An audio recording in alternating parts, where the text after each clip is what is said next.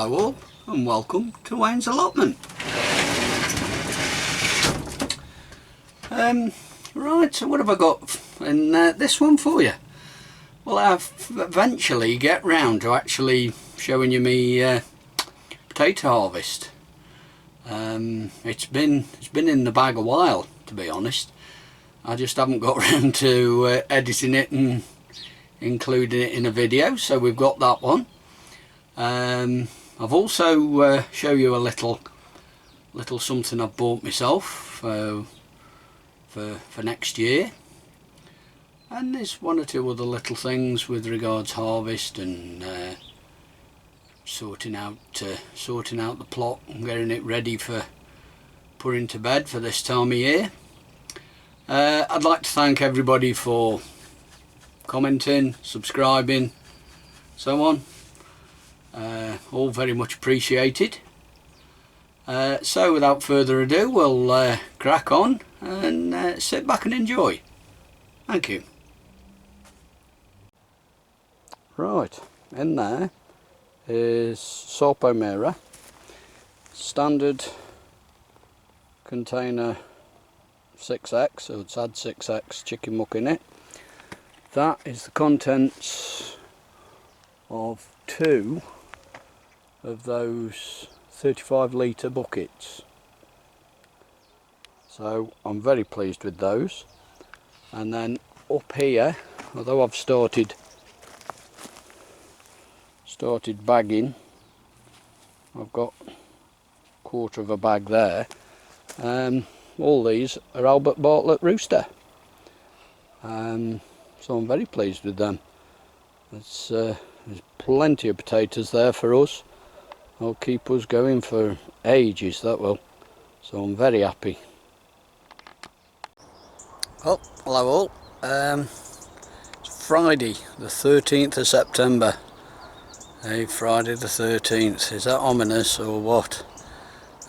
Round on the plot, as you can see, and I've nipped round here just to top up the bird feeders, possibly take the last harvest of beans, harvest the sweet corn and any raspberries, and finish tidying up from the cutting of the hedge, as in the trimmings, just getting them out the way now that I've got a brown bin that I can fill.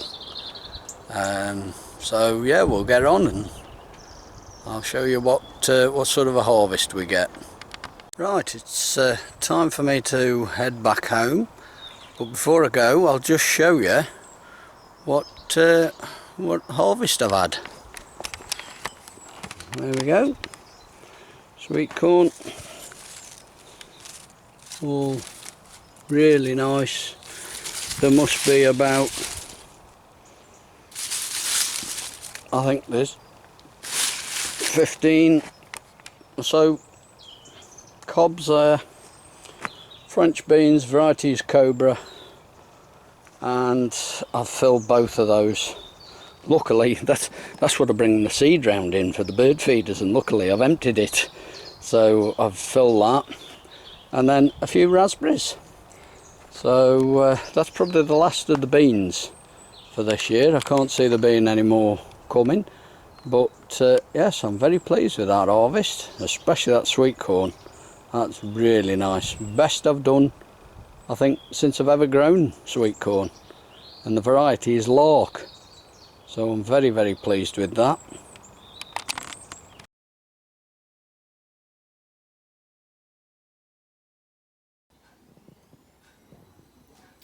Well, as you can see, I've had another delivery, but what could it be?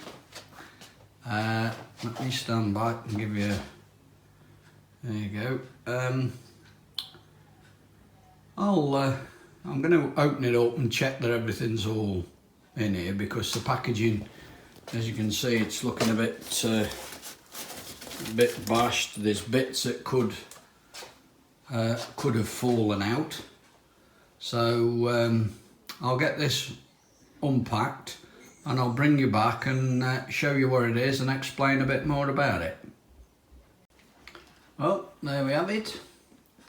And what it is, it's a Garden Grow coal frame from Thompson and Morgan. It was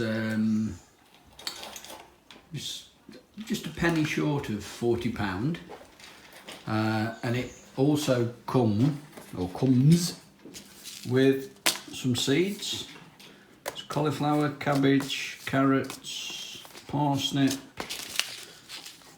mustard, tomato and cucumber.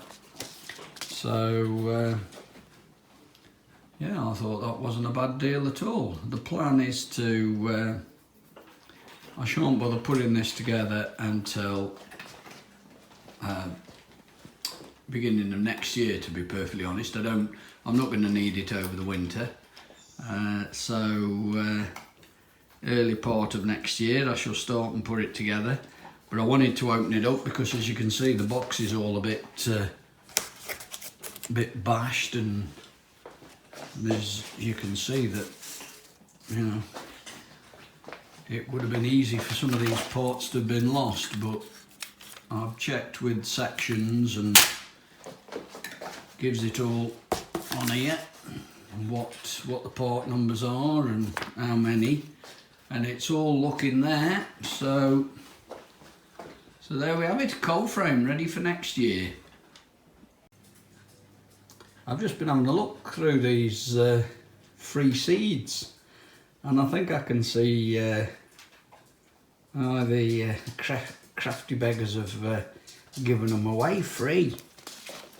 I'm just looking at the dates, and look, sow by 2018, and the parsnips, December 2019. In fact, I think everything is something like 2019. Yeah. Let's put them out a bit so you can see. See, look, end 2019. But some of them, having said that, there's a chap on our site, and he's got seed that's well out of date by a couple of years, and he still grows stuff pretty reasonable with it. So yeah, I just thought to myself, how come they're giving them seeds away? But I can see why now. Oh well, not to worry, eh?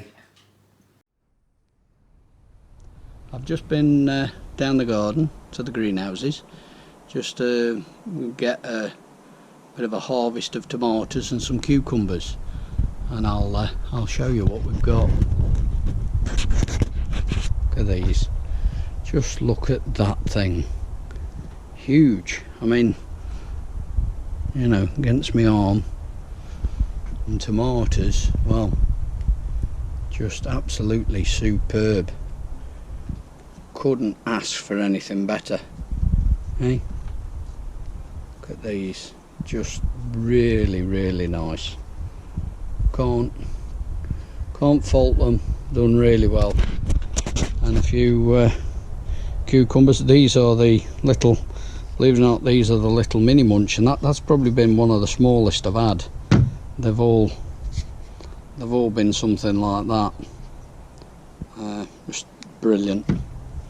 So yeah, that's a bit of a harvest out the greenhouse, or greenhouses should I say.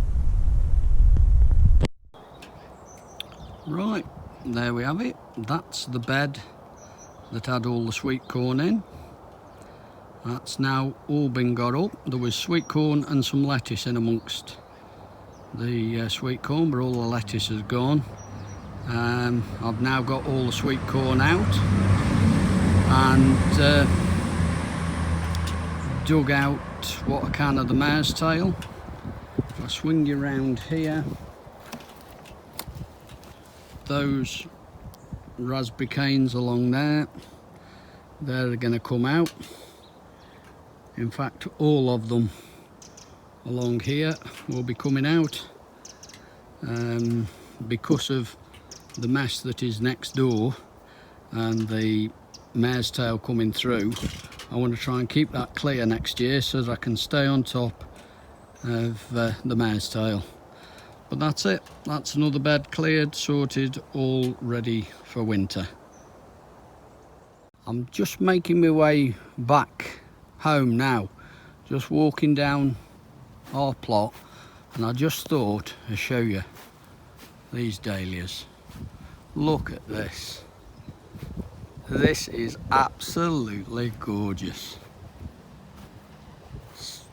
This couple that work this ground, they've obviously put this one bed aside just so that they can grow these dahlias. But just look at them. They're absolutely gorgeous. I love them. These pom-pom ones, look, just superb. There's absolute credit to them. I must admit, I wouldn't mind having a go at doing some dahlias. I know Dean from Dean's Lost the Plot. He's very keen on his dahlias as well, and keep it up, Dean. You're doing a grand job as well, by the way. But yes, I think I'm going to have a dabble at growing some dahlias, because these are just absolutely fantastic. Really are nice. Right, here we go. Here's the tub, all cleaned up, and so I'm going to have a dig in and see if I can find the original. Here we go. Aha! As I thought, yes. Oh, brilliant. Right, this is going to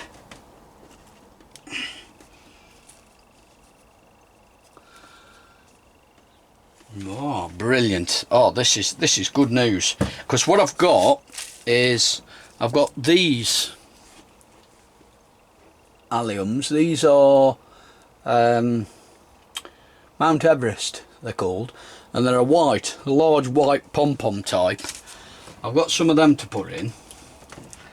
Now what I'm going to do with these, now that I know these have split up like this, I'm going to put some of these into another container and then mix the white with the purple.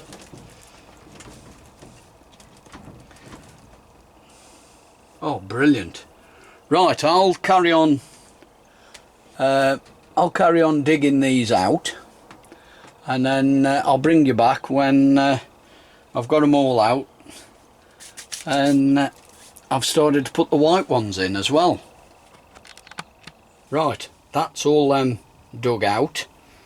There's 7 full bulbs and then 8 half bulbs, so I'm really quite pleased with that. So what I'm going to do now is clear these out of here. I'm going to put the full bulbs round the outside, and then these are the new alliums to go in. They will go in a clump in the middle. Try and make some sort of pattern with them all. So so that'll be that job done. And not that there's a lot to see, obviously, but that is now the finished result. The white are together in the middle. I've gone through 3 of the large bulbs, because I had 7. I've gone 3 down either side. This large bulb and these smaller will now go into another pot where they'll be left to grow, give a show for us next year, and who knows, maybe they'll have split and we'll have a few more next year. So that's it, that's the alliums all sorted out. Right, it's Tuesday the 26th of September. I've just come round. If I move my head, you can see bird feeders, just popped round and filled them up. And there's a few raspberries I can see to harvest, but I've also just got my first parsnip up, and I've also got the first of my carrots up. So I'll turn you around and show you the parsnip. I love it, absolutely fantastic. You wait when you see this. That, lords, ladies, gentlemen, boys and girls, hey? Let's say to that, and hey, I was amazed. I'd seen that the top, let's turn it round, I'm trying to do this with me phone. I'd seen the top was obviously large, and I didn't know whether it was going to be looking like a jellyfish, like it does, or whether it was going to be nice and long and slender. I didn't think it was going to be long and slender, to be honest. What you see there is basically what I did think I'd get. Yes, this is one of the parsnips that I transplanted from those long pots of mine. If you look back on my old videos, some of my older videos, some earlier this year, you see me starting my parsnips off, once they've chitted, in quite tall pots, about 11-12 inches deep. And yes, this is one of them out of there. And I know a lot of people are going to say, well, this is the problem you get when you transplant root veg, and maybe it is, but it wouldn't look out of place on a show bench for a heavy parsnip. I mean, there's some weight in that, so quite pleased about that. Spring onions, they're forever coming. I never need to worry too much. Carrots, now again, these are transplanted, and as the same with the parsnip. Yes, people are going to say, well, you shouldn't, there's another one in there, that's why that's like that. But you know, straight, but they're not bad. I mean, as long as I'm not planning to do batten carrots, there's plenty there. There's enough in that one carrot there for a meal. So, and courgettes, they're forever coming. They just keep coming and coming and coming. So there we have it. So that's the first, as I say, it's Thursday 26th of September, first parsnip been harvested, first of my carrots, and I'm very happy, I love that parsnip. That's brilliant, absolutely brilliant. Right, I've as you've just seen in that little clip, me harvesting some of the produce, and this jellyfish that's disguised as a parsnip. So let's just have a look. I've set the scales up. Let's just have a look what it weighs. That's kilo, so that's 1 kilo and 67. Right, now then, for old farts like me, let's change it. Let's change it to pounds and ounces. See what we've got. It's got to be a couple of pound if it's a kilo, isn't it? £2.5. Well, I'll say nearly £2.6. Look at that, eh? Lovely.